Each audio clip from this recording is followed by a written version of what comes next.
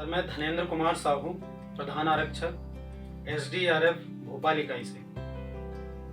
वर्ष 2016 से सशस्त्र सीमा बल भारत सरकार से प्रतिनियुक्ति पर लगातार एसडीआरएफ में सेवाएं दे रहा हूँ। इस कैंपेन को चलाने का महत्व इसलिए बढ़ जाता है सर कि लगातार इस तरीके की घटनाएं घटती जा रही हैं कि हमें जनधन की हानि उठानी पड़ रही है। इसके साथ साथ हमें अवेयर करना है किसी भी आपदा से निपटने के लिए, उसके नुकसान को कम करने के लिए। जब तक हम अवेयर नहीं करेंगे, लोगों में इस प्रकार की ट्रेनिंग या उससे निपटने की विधाएं हमें पता नहीं होगी, तो हमारा नुकसान बढ़ता जाएगा। कैंप में सबसे पहले हमने डीएम एक्ट 2005 पर हमने बात की कि डिजास्टर मैनेजमेंट एक्ट जो 2005 में भारत सरकार में बनाया गया, उससे हमने परिचय कराया। एनडीएमए का गठन कब हुआ केंद्र में, उसके बारे में बताया। एनआईडीएम का महत्व क्यों है, national institute of disaster management, उसके बारे में जानकारी दी। केंद्र स्तर पर कौन सी एजेंसी है जो केवल आपदा में काम करती है, NDRF, national disaster response force, उसके बारे में हमने जानकारी दी। फिर आते हैं स्टेट लेवल पर,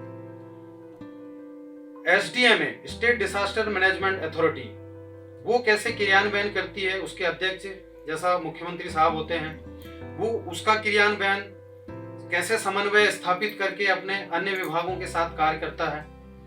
उसके बाद आते हैं एसडीएमए से डीएमआई, जो कि DMI disaster management institute Bhopal में है। वहां पर इस प्रकार की ट्रेनिंग चलाई जाती है। पूरे मध्य प्रदेश से सभी 52 जिलों से जितने भी सरकारी संस्थान हैं, उनके कर्मचारी अधिकारियों को बुलाकर जो प्रशिक्षित करने की प्रक्रिया है, हमारे एसडीआरएफ के प्रांगण में भी उन्हें एक दिन का सेशन दिया जाता है और हम उन्हें भी ट्रेनिंग देते हैं। इसके बारे में जानकारी दी और state disaster emergency response force SDRF के क्रियान्वयन की प्रक्रिया हमने बताई। सारी घटनाओं और आपदा के बारे में स्टेट लेवल पर स्टेट कमांड सेंटर बनाया गया है, जिसका टोल फ्री नंबर है 1079। वहां पर सूचना दी जाती है और इफेक्टिवली उस पर रिस्पॉन्ड करती है। हर जिले में जो इकाई लेवल पर एसडीआरएफ की टीम गठित की गई है। हमारे मध्य प्रदेश में, जो कि मध्य भाग में स्थित है, तो मोस्टली सबसे ज्यादा बाढ़ से संबंधित हमें सामना करना होता है और इसमें वाटर रेस्क्यू, अंडर वाटर और ड्राई रेस्क्यू। जिन व्यक्ति या छात्र छात्राओं को तैरना आता है, वो कैसे पानी में डूबते हुए व्यक्ति को बचाएं, और जिन्हें तैरना नहीं आता है ड्राई रेस्क्यू में, वे कैसे डूबते हुए व्यक्ति को बचा सकते हैं। इसके अंतर्गत ड्राई रेस्क्यू में और इस बात पर फोकस किया गया कि हम अपने इम्प्रोवाइज मेथड से जो कि हम हर व्यक्ति को लाइफ जैकेट, लाइफ बॉया जैसे उपकरण मुहैया नहीं करा सकते, उस एरिया में उन्हें इम्प्रोवाइज मेथड से कैसे बोतल राफ्ट के जरिए एक लाइफ जैकेट बनाया जा सकता है। डूब क्षेत्रों में किस तरीके से लकड़ी के, बम्बू के गट्ठों का राफ्ट बनाया जा सकता है। किस तरीके से हमारी दैनिक जीवन में उपयोग की जाने वाली वस्तुएं, टीवी, फ्रिज, पंखे आदि खरीदते हैं, उनमें जो थर्माकोल आता है, थर्माकोल का राफ्ट बनाकर कैसे पानी, बाढ़ से हम एक स्थान से दूसरे स्थान जाने और उससे बचने में कैसी मदद की ली जा सकती है।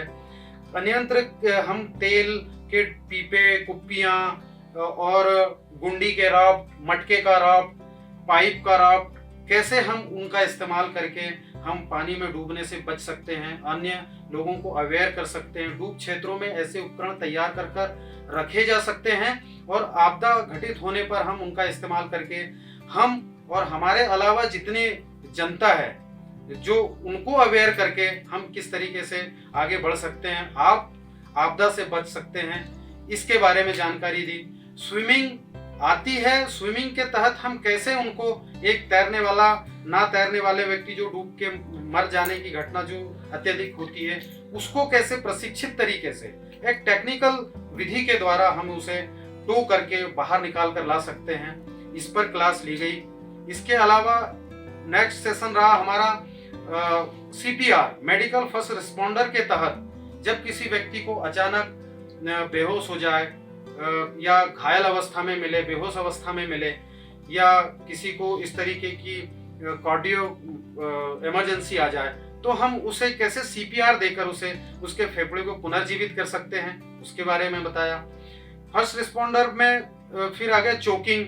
अगर चोकिंग हो जाती है आंशिक रूप से और पूर्ण रूप से, तो उसको कैसे हम बचाव कर सकते हैं, ये बचाया। बच्चों में कैसे हम, बच्चे को चोकिंग हो जाती है तो कैसे उसमें करना है, या सीपीआर बच्चे को कैसे देना है। इसके अलावा आग की घटना, जैसा अभी गर्मी का सेशन है, या आग से बहुत ज़्यादा जनधन की हानि होती है, बहुत सारे भवन, बहुत सारा हमें आर्थिक नुकसान उठाना पड़ता है।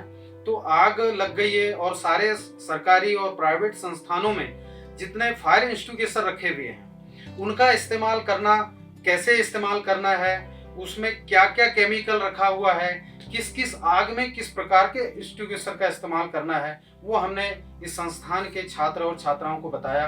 और इसके अलावा हम जितने हमारे आपदा में इस्तेमाल होने वाले उपकरण, ध्वस्त ढांचा खोज और बचाव में जितने CSSR, collapse structure, search and rescue operation में किए जाने वाले उपकरण, एक एक करके जो हमने चलाना सिखाया, बताया कैसे फंक्शन करता है। RR सा हो गया, रोटरी रेस्क्यू सा हो गया, कंक्रीट को, बीम को, कॉलम को, जो सरिया के साथ में लोहा, गिट्टी, रेत, सीमेंट के साथ जो ऑब्जेक्ट बना है, उसको कैसे काटकर विक्टिम को बाहर निकालना है। कोई स्लैब नीचे गिर गया है, उसमें स्पेस कैसे बनाकर अंदर विक्टिम को देखना है, स्पेस बनाया। एयर लिफ्टिंग बैग लगाया, फिर एयर लिफ्टिंग बैग में हवा भरा, स्पेस तैयार कर लिया, फिर अंदर जाकर राहत बचाव कर्मी दल किस तरीके से बाहर लेकर आता है, इस तरह के उपकरण। उड़न चैन सा, बाढ़ के सीजन में जब भी हम बचाव राहत कार्य के लिए रवाना होते हैं तो हम अक्सर देखते हैं रास्तों पर, रोड पर पेड़ पौधे गिरे पड़े मिलते हैं, उन्हें काट कर हटाकर कैसे आगे बढ़ना होता है। सारे उपकरण। डीप डाइविंग, अंडर वाटर में हम अंडर वाटर बॉडी में जाकर किस तरीके से जन धन को सर्च करके, किसी की मृत्यु हो गई, डेड बॉडीज जब तक परिवार को नहीं मिलती है तब तक उन्हें शांति नहीं मिलती है कि हमारा बंदा गया कहाँ, और तब तक उन्हें आस रहती है कि बंदा शायद जीवित हो, या ऐसा कोई हमारा आर्थिक रूप से ऐसी कई सारे मटेरियल्स होते हैं या जिसको निकालना होता है।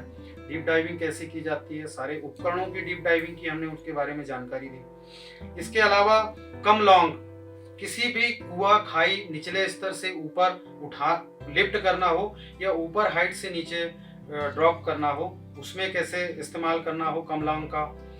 रबर बोट, जो हमारे पास रबर बोट है, मूवेबल है, बहुत आसानी से उसका इस्तेमाल करना बहुत आसान होता है दूर दराज के इलाकों में, उसका इस्तेमाल करना बताया। मुख्यतः आस्का लाइट, दूर दराज के इलाकों में जब भी कोई आपदा घटित होती है तो बिजली चले जाती है, पावर कट हो जाता है, अंधेरे में, तूफान के समय, बारिश के समय भी हम आस्का लाइट का इस्तेमाल करके ऑपरेशन को बहुत सफलतापूर्वक कर लेते हैं। क्षेत्रीय शिक्षण संस्थान भोपाल में ये जो आपने साप्ताहिक कार्यक्रम चलाया आपदा के लिए, यह बहुत ही लाभकारी होगा आने वाले समय में। और इतना अच्छा कदम उठाया आपने कि हम लोगों से छात्र छात्राएं मुखर हुए, सारी ट्रेनिंग्स ली, जाना, बहुत सारे सवाल जवाब थे छात्र छात्राओं के जो उन्होंने कभी नहीं देखा था। कभी इस तरीके की क्लास में, जैसा कि मेरे साथ घटित हुआ, वाटर बॉडी में डूबने की घटना हुई जब मैं कॉलेज में, मैं खुद कॉलेजी छात्र था, पिकनिक मनाने गए थे, मैंने वो छात्राओं के साथ शेयर किया। और यही घटनाएं जो लगातार होते आ रही हैं हमारे राज्य में, चूंकि भोपाल आपने देखा होगा झीलों का शहर है, तालाब का शहर है, बहुत ज़्यादा वाटर बॉडीज यहाँ पर है, और बहुत ज़्यादा ये जो कॉलेजी छात्राओं में जो जिज्ञासा होती है उस स्थान पर जाने की, घूमने की, महसूस करने की, उसके तहत जो घटनाएं होती हैं, तो आपने ये जो कार्यक्रम चलाया यह बहुत अच्छा रहा। बहुत उत्साह के साथ में छात्र छात्राओं ने इस ट्रेनिंग को लिया। शिक्षण संस्थान भोपाल में जो आपने ये कार्यक्रम आयोजित किया, मैं समझता हूँ जितने भी यहाँ पर छात्र और छात्राएं हैं, एक समय बाद यहाँ से निकलने के बाद एक शिक्षक बनेंगे और अपने अन्य छात्र छात्राओं को, जहाँ भी जिस भी इंस्टीट्यूट में, जहाँ भी संस्थान में ये शिक्षक बनेंगे, ये अपनी शिक्षा का प्रसार करेंगे। और एक के अलावा जितने भी अन्यत्र सैकड़ों हजारों छात्र छात्राओं को इस शिक्षा को प्रसारित करेंगे, उससे और भी ये अवेयरनेस बढ़ेगी।